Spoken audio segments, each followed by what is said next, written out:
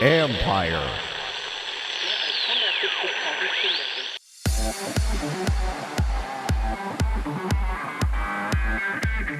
Could the next wave of armed forces recruitment come from the NCAA ranks? The DoD recruits Americans between the ages of 18 and 24 years old. That population, only 23% of Americans are even eligible to serve. That's Dave Maloney, founder of Orchestra Macro, who has a mission to help our country defend itself with some of the best and brightest athletes. This is the Future Sport Podcast. I'm Bram Weinstein.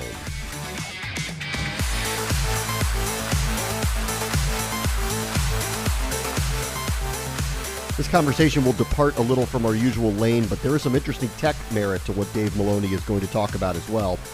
The Department of Defense will recognize what he's talking about, that recruitment to the armed services is down. And with so much happening in Division I athletics that threatens programs, Maloney seems to have a win-win scenario for not only recruiters, but athletic directors.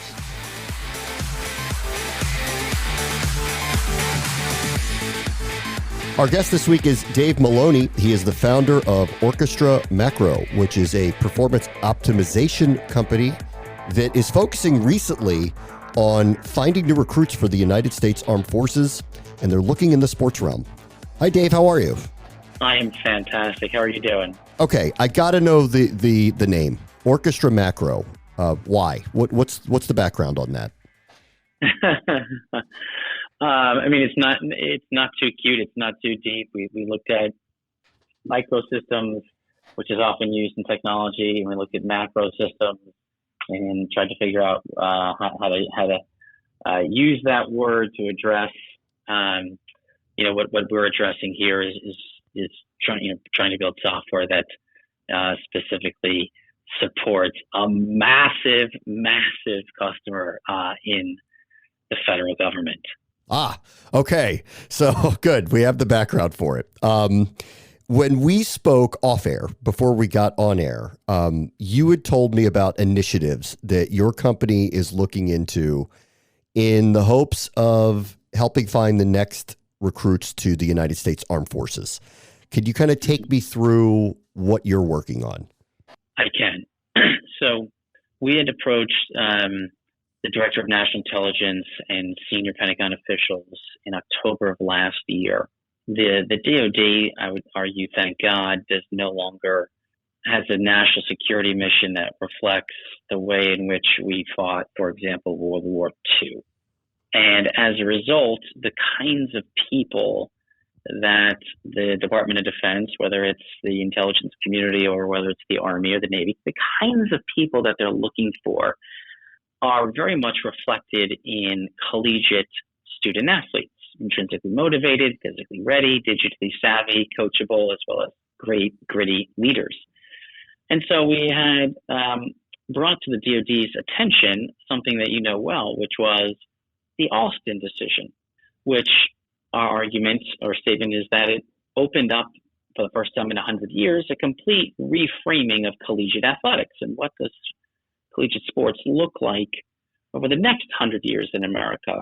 And our guidance to Secretary of Defense was, well, you're going to miss your recruiting goal in 2022 by the largest margin in American history. And this, in fact, is playing out. And you have no plan in place right now to improve the way in which America builds its fighting force. And we said, well, we have a solution. America still wants to play sports. And America has this desire to play collegiate sports. Well, non-revenue generating programs are very precipice of either extinction or becoming club sports or just materially changing the way in which they've been offered to the American public since really 1972. So we said, well, guess what? Why don't you assume the greatest or largest operating expense in non-revenue generating sports, which is, guess what? Scholarships. So rather than asking NCAA schools to shoulder the financial burden of collegiate scholarships, why don't you take them separate and distinct from ROTC? Take all of the scholarship obligations and ask those collegiate student athletes in exchange for going to, for example, Notre Dame to play softball for free. Do that, come out of school debt free, and maybe you go work at Tesla. And 1 week out of the month, 2 weeks out of the summer, you're a cybersecurity analyst supporting the Army Reserve. And that is the way we build an equitable, sustainable, physically ready national security apparatus. And by the way, broaden access and opportunity to higher education. So it feels like a reverse engineered GI Bill. Is that how you're kind of looking at it? It very much is. And if you know the history of the GI Bill, you know why the GI Bill, the order of operations, which is serve first, then go to school. Correct. If you know the history, you know why that order of operation exists. It stems from World War II. We don't have 12 million people in Europe fighting World War II. So we don't need to maintain that order of operations anymore. Thank God we don't live in that world. So let's reverse the order of operations to reflect the world that we currently live in. Well, I hope we're not living in that world. Yeah. The geopolitics lately suggests we might be heading towards that world, but I hope we're not living in that world right now. Amen. Let me ask this then. To your knowledge, why does the Department of Defense have a problem currently recruiting new people to join the United States Armed Forces? Sure. So some of it is just pure statistical standards. So here's part of your answer. The DoD recruits Americans between the ages of 18 and 24 years old. That population, only 23% of Americans are even eligible to serve. Think about that.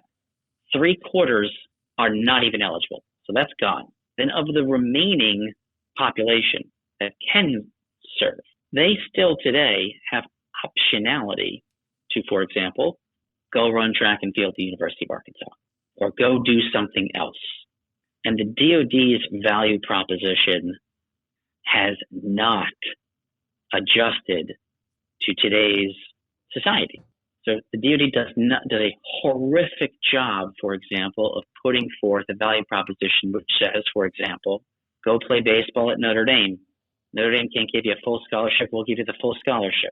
Graduate from Notre Dame debt-free. And if you don't play Major League Baseball, go to law school for free. And when you're done at law school and graduate with no student loan debt, we need you to be a JAG, or we need you to be an attorney in the Army for 4 years. And that's your payback. That's an awesome deal that they do not communicate to the American public.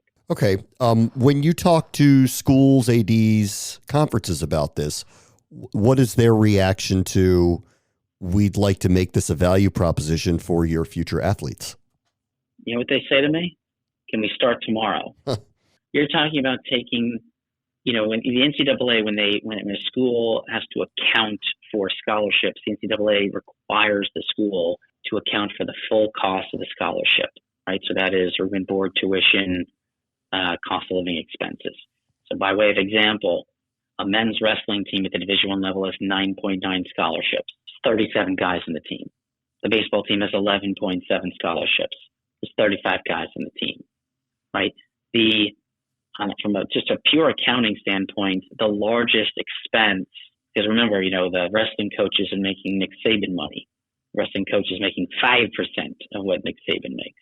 So the largest expense of operating that team, for example, is the scholarships. So the schools say, well, wait a minute, you're going to take the largest operating expense off my books, and instead of offering, let's say, 9.9 scholarships that I've got to carve out across 37 guys on my wrestling team, you mean the DoD will pay for 35 full rides? When can we start? That's if 35 student athletes of that program are all willing to serve, correct? Yes, but let's go deeper on that. What actually the ADs and conference commissioners are telling us is it's not quite that simple. Instead, the question that they are facing is, for example, 30 years ago, there were 220 men's Division I wrestling teams. You know how many there are right now? 78. Yeah. And what these schools are saying to us is, based upon Alston and NIL and an otherwise broken financial model, you know what they're saying? They're saying, This is a financial decision whether to even keep these programs.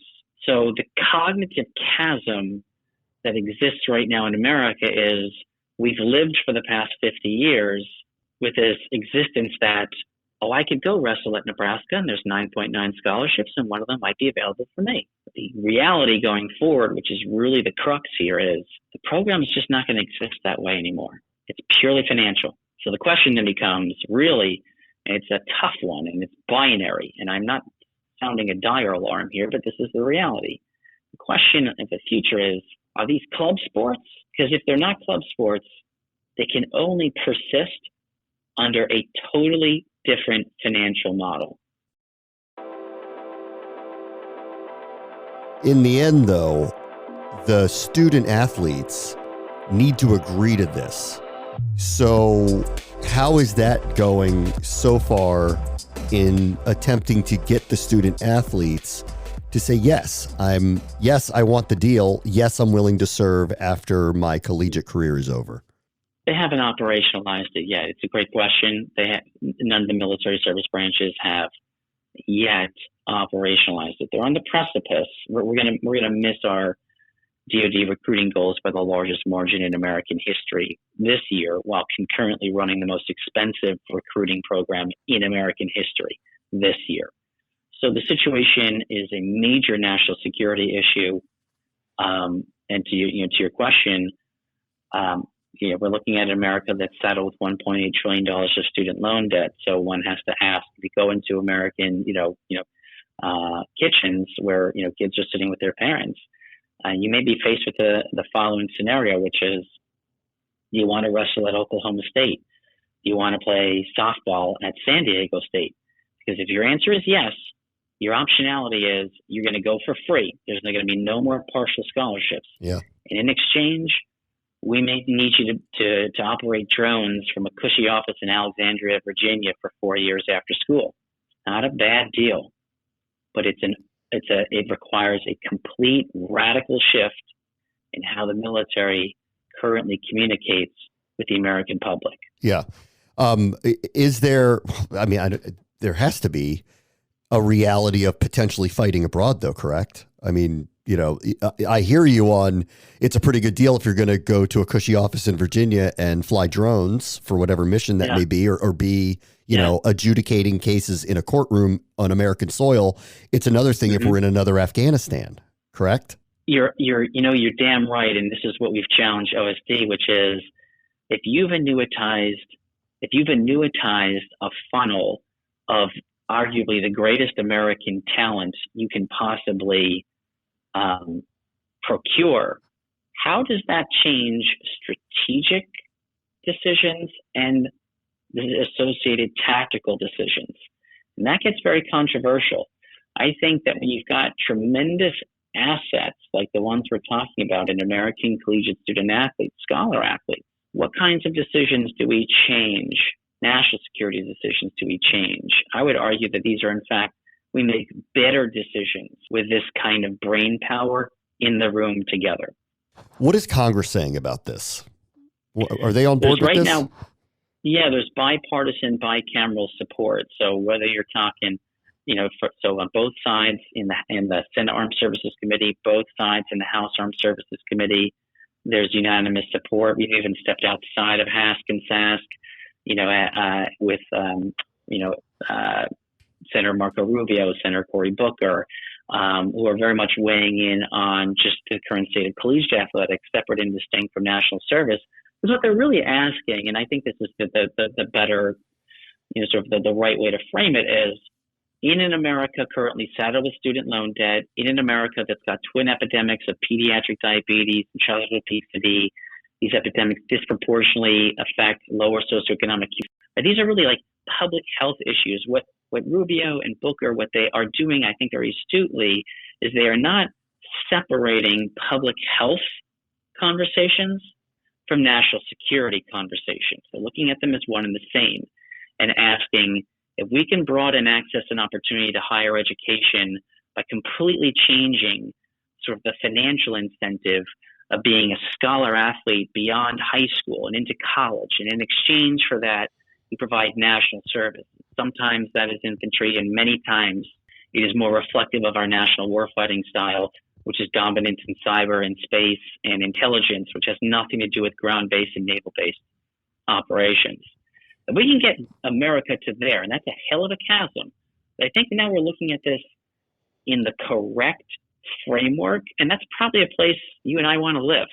That's the future where we want to live, in that country. All right, last thing. You had mentioned NIL earlier.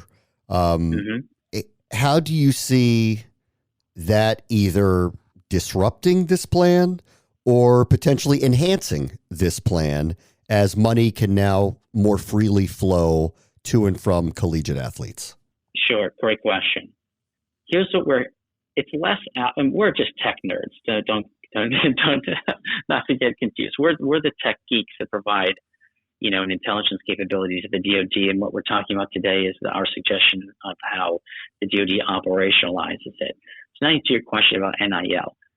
What we hear from ADs, conference commissioners, is that NIL enhances and supports the program that we're putting forward. And the reason is that the concern, and it's a second order effect of NIL, the concern is at the Division I level in particular, some of these athletic programs, as you may know intimately well, are seeing anywhere from a quarter to half of their revenue historically comes from donations. So now the ADs are sounding the alarm, which they're arguing is, if collectives begin to redirect any material portion of that money directly to the players, well, now a school like Clemson, which has won, 2 recent FBS titles, but still relies on 50% of their revenue coming from donations, that's their P&L. So if some meaningful proportion of those donations, which they believe will now be directed to the players, what comes to the non-revenue generating sports? Do they even exist? And that comes to your answer. The only way they exist is if there is a third-party funding source that perpetuates the existence of these programs. Remember, what we're talking about here has to do with every sport outside of football and men's basketball. It's all very interesting. Dave Maloney is the founder of Orchestra Macro. Thank you so much for joining us. My pleasure. On the next Future Sport podcast, how the pros and now the college kids are cashing in this modern era of opportunity. And so we're really studying the market and really trying to understand what do consumers want, what's exciting, what's more than just noise and hype and speculation, but what are the products that really can stand the test of time, provide utility and exciting experiences, unique experiences to fans. That's Henry Lowenfels, Chief Product Officer at the One Team Partners, who is surveying a vast new landscape of opportunity. That will do it for this episode. As always, the future is now. This is the Future Sport Podcast. I'm Bram Weinstein.